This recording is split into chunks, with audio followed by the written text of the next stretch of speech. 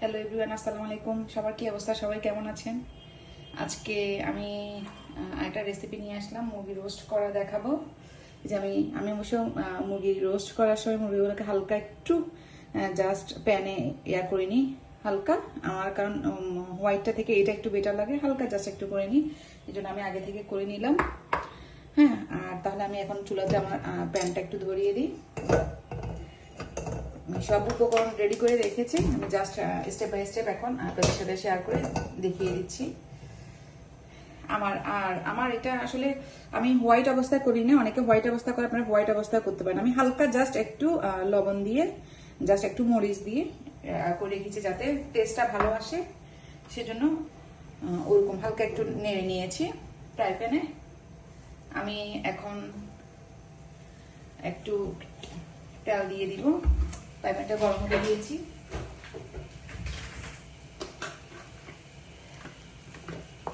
পোড়ের মতো আমি এখন তেল দিয়ে দিচ্ছি।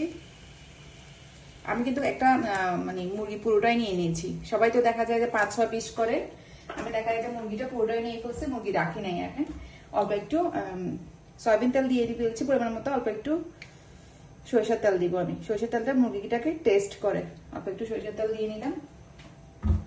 এর মধ্যে আমি এই যে আমার রাখা দারচিনি, তেজপাতা, এলাচ, লং এগুলো অ্যাড করে ফেললাম।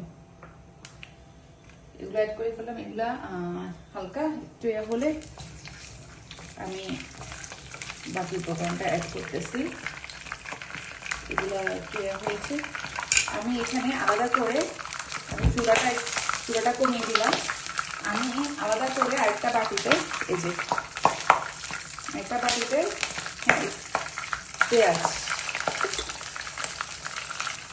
পেঁয়াজ, তারপরে টমেটো, আমি একটা কাঁচামরিচ অ্যাড করেছি।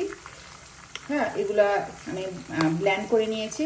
এখন আমি সেটা দিয়ে দিচ্ছি পোড়ের মতো। ঠিক আছে, টমেটো আমি জাস্ট কয়েক পিস দিয়েছি, একটা পুরা কিন্তু দিই নেই।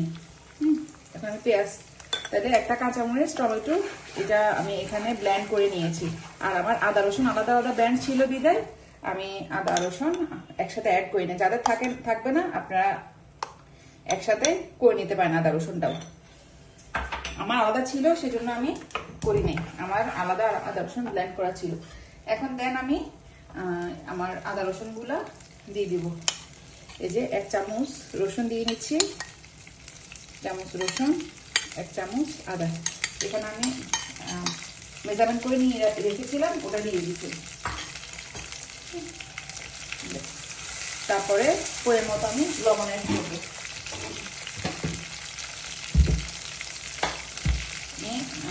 ওটা হালকা মাংসটাকে হালকা ভাজি করতে আমি অল্প একটু লবণ অ্যাড করেছিলাম। হ্যাঁ, মাংস এখন আমি পরের মতো লবণ অ্যাড করছি, লাগলে পরে আবার অ্যাড করতে পারবো, সমস্যা নেই। এখন আমি হাতে রেখে দিয়েছি, লবণটা অ্যাড করে দিলাম।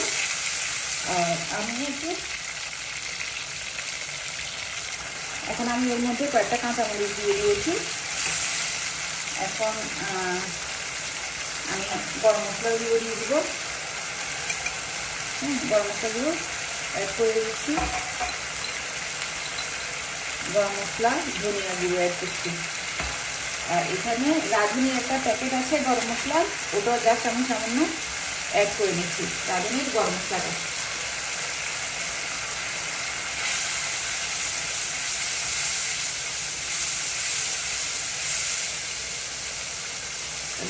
আমার টেম্পারেচারটা একটু কমিয়ে দিলাম, এটা একটু হয়ে নেই। দেন আদার উপকরণগুলো আমি পরে অ্যাড করবো, যা যা আমি তৈরি করে রেখেছি এটি রোস্টের জন্য যা যা লাগে। এটা আমার এই মশলাটা আমার একটু কষানো হোক, কষানো হলে এটার সাথে আমি মুরগি অ্যাড করে নেব। যারা একদম হোয়াইট রাখতে চান না তারা ধনিয়া গুঁড়ো, গরম মশলাটা একটু দিতে পারেন। আর যারা একটু ঝাল পছন্দ করেন তারা দেখা যায় যে একটু লাল মরিচের গুঁড়োটাও অ্যাড করতে পারেন। হলুদ রোস্টে তো কখনো এটা হবে না। ঠিক আছে, আমার আদা রসুনটা ভালোভাবে কষানো হোক, দেন আমি এখানে মুরগি অ্যাড করবো। আমার অলমোস্ট সেটা হয়ে আসছে, মশলাটা একদম কষানো হয়ে এসছে, উপরে ডাল উঠে এসছে।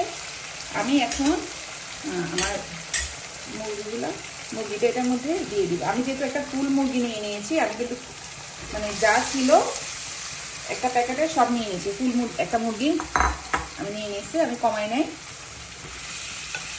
আপনারা চাইলে মানে একদম পিসগুলো করতে পারেন। আমি পিস করি নাই, আমি জাস্ট সব ছিল যা যা ছিল মুরগির মধ্যে সব করে ফেলেছি। আমার বাচ্চারা যেহেতু পছন্দ করে কিছু রাখি নাই আমি সব। আর আমি এখানে দেখা যায় যে একটু ছোট ছোট পিস করে ফেলছি স্যুপ স্টাইলের, মানে বড় বড় পিস রাখি নাই। ঠিক আছে, সবগুলা টুকরোকে আমি মাংস টুকরোকে একদম ছোট ছোট করে ফেলছি, একদম ছোট ছোট করে ফেলছি। ওটা দেখতে আমার কাছে ভালো লাগে, তাই আপনারা চাইলে বড় পিস রাখতে পারেন।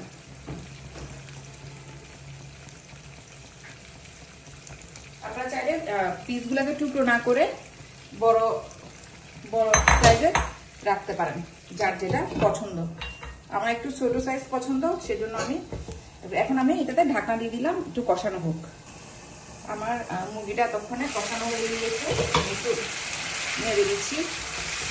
হ্যাঁ, কষানো হয়ে গিয়েছে, আমি একটু দিয়ে দিচ্ছি, নেড়ে দিলাম। এর মধ্যে আমি টেম্পারেচারটা একটু কমিয়ে দিলাম।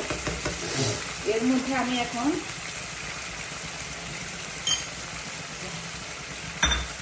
একটু যে 1 কাপ পরিমাণ দুধ রেখেছি। ঠিক আছে, 1 কাপ পরিমাণ দুধ রেখেছি। তারপরে কিছু পাউরুটি টুকরো এরকম করে 1 পিস এরকম করে স্লাইস করে নিয়েছি। হ্যাঁ, এরকম করে স্লাইস করে নিয়েছি। এটাকে আমি দুধের মধ্যে এখন ভিজিয়ে দিব, জাস্ট 1 পিস, বেশি লাগবে না। এই দুধের মধ্যে আমি এই পাউরুটি স্লাইসগুলো ভালো করে ভিজিয়ে দিব।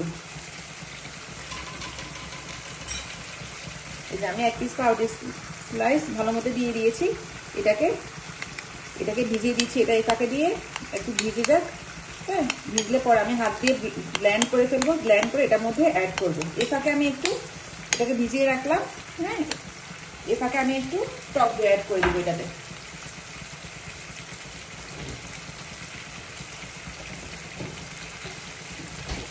টক দইটা বেশি দিব না, কারণ যেহেতু আমি এখানে দুধ অ্যাড করছি। হ্যাঁ, এই যে এরকম 1 চামচ টক দই দিব, বেশি দিব না, যেহেতু আমি দুধ অ্যাড করছি। দুধ পাউডার অ্যাড করছি, আমার থিকনেস ওভাবে চলে আসবে। এই জন্য আমি টক দইটা আর বেশি অ্যাড করি নাই।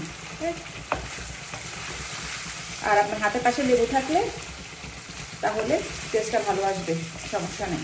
টক দইটা একটু টকে আছে, আবার এদিকে দুধ অ্যাড করবেন, আর হালকা একটু লেবু অথবা মালটা যার কাছে যেটাই থাকে অ্যাড করে দিতে পারেন। আমি এখন আবার ঢাকনা দিয়ে দিচ্ছি, কিছুক্ষণ আবার কষানো হোক। এরপরে আমি এখন এটাকে নেড়ে দিব। টক দই দেওয়ার পর অনেকক্ষণ কষানো হয়ে গিয়েছে। এখন এটাকে ভালোভাবে নেড়ে দিব। এখন আমি দেন দুধের মধ্যে আমি যে পাউরুটিটাকে ভিজিয়ে করে রেখেছি এগুলো এখন দিয়ে দেবো। এগুলা 1 কাপ পরিমাণ দুধের মধ্যে আপনি 1 পিস পাউরুটি এরকম টুকরো করে ভিজিয়ে এটাকে হাত দিয়ে ম্যাশ করে দিবেন, অথবা ব্লেন্ডারও করে ফেলতে পারেন, যার যেভাবে সুবিধা হয় ওইভাবে করবেন। এখন আমি এটাকে ভালো করে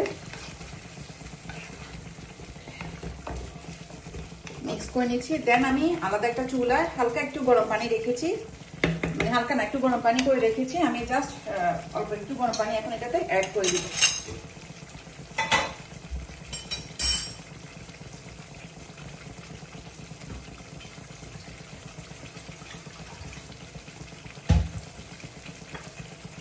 একটু পানি অ্যাড করে দিচ্ছি, তাহলে এই পানিতে একেবারে আমার মাংসটা হয়ে আসবে। পরে আমি দেখে কাঁচামরিচ, ঘি, লেবু এগুলো অ্যাড করব, মানে ঝালটা দেখে। এখন আমি এটাকে কষানোর পরে জাস্ট ফাইনাল হওয়ার জন্য রেখে দিচ্ছি। এখন আমি ঢাকনা দিয়ে দিব, এটা হতে থাক। 5 মিনিট পরে দেখছি। 5 মিনিট পরে আমি দেখলাম আমার এটা ঢাকনাটা নামায়, এটা আমার ঝোলটা একদম কমে আসছে, ঝোল কমে আসছে। এখন এটাই হয়ে যাবে। আমি এখন এর মধ্যে গ্রামের জন্য 1 চামচ দিয়ে দিচ্ছি। হ্যাঁ, এখন আমি এর মধ্যে একটু লেবুর রস অ্যাড করে দিচ্ছি, অল্প পরিমাণে একটু লেবুর রস অ্যাড করে দিলাম। দেন আমার ঝালটা কিন্তু একদম পরের মতো হয় নাই। এখন একটা কাঁচামরিচ, এই যে আমার ব্যালকনির কাঁচামরিচ, এই কাঁচামরিচটাকে এখন আমি একটু একদম ছোট ছোট স্লাইস করে অ্যাড করে দেবো। আমি টেম্পারেচারটা একটু কমাই দিচ্ছি। এই যে ছোট ছোট করে কাঁচামরিচটা অ্যাড করে নিলাম। এখন আমার তাদের আগে দেওয়া ঘিটা, লেবুর রসটা, কাঁচামরিচটা একটু হোক, দেন আমি মানে আমার একদম হয়ে গেছে এরকম। এখন আমি একটু ঢাকা দিয়ে রাখছি আর 5 মিনিট পরে দেখাচ্ছি। এই যে এখন আমার এটা একদম ফাইনাল হয়ে গিয়েছে, ঝোলটা মাখা মাখা হয়ে আসছে, আর এর থেকে যদি আমি ঝোলটা কমিয়ে ফেলি তখন দেখা যায় যে ঠান্ডা হলে ঝোলটা আরও একদম কমে যাবে। এই জন্য আমি ঝোলটা একটু মাখা মাখা থাকা অবস্থায় এটা নামিয়ে ফেলবো। আমার লাস্টে আমি কাঁচামরিচ অ্যাড করেছি, আমার ব্যালকনি রেড কাঁচামরিচ, যেহেতু ঝাল কম হয়েছে একটু, আপনারা এরকম কাঁচামরিচ অ্যাড করতে পারেন এক্সট্রা, অথবা ব্লেন্ড করে দিতে পারেন। ঘি, লেবুর রস লাস্টে অ্যাড করেছি। এখন আমার মাখা মাখা হয়ে আসছে, এই জন্য নামিয়ে ফেলবো, দেন আমি পরিবেশন করে দেখাচ্ছি। এখন বাটিতে পরিবেশন করলাম, একটা আমার ব্যালকনি কাঁচামরিচ দিয়ে এটা সার্ভ করলাম।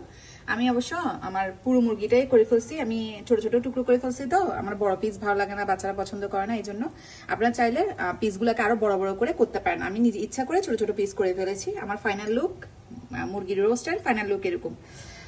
সবাই দেখবেন, আমার চ্যানেলটাকে সাবস্ক্রাইব করবেন, ভালো লাগলে লাইক কমেন্ট করে পাশে থাকবেন। আল্লাহ হাফেজ, টেক কেয়ার, সবাই ভালো থাকবেন।